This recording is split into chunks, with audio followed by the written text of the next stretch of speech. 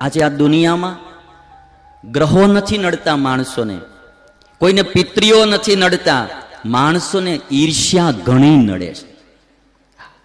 આ સમાજમાં લોકો છે ને પોતાને દુઃખના કારણો આવે છે, દુઃખ આવે છે ને એટલે કારણો એ બહાર ગોતે છે કે અમને ગ્રહો નડે છે, પિતરીઓ નડે છે, અમને સંબંધીઓ નડે છે.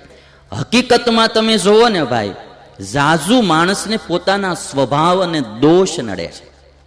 ક્રોધ નડે છે, કામ નડે છે, માન નડે છે, અભિમાન નડે છે, ઈર્ષ્યા નડે છે, લોભ નડે છે, સ્વાર્થ વૃત્તિ નડે છે.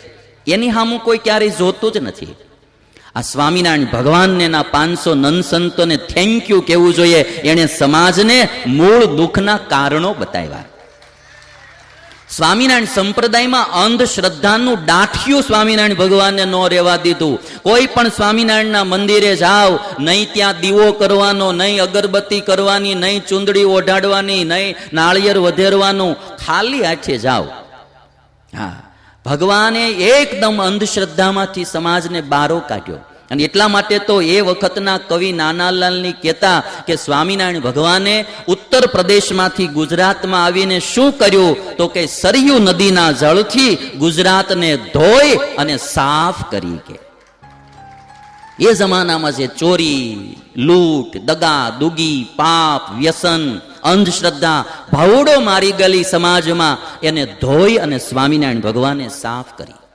અને એટલા માટે તો અંગ્રેજ સરકારનું હજી સ્ટાર્ટિંગ હતું ઇન્ડિયામાં. અંગ્રેજ સરકાર સ્વામિનારાયણ ભગવાનને વારે વારે મળવા માટે આવતી કે જે કામ રાજાથી નથી થતું, જે કામ અમારી અંગ્રેજ સરકારથી નથી થતું, એ કામ સ્વામિનારાયણ તમે ને તમારા સાધુ કરો છો. તમારી પાસે એવી શું વિદ્યા છે?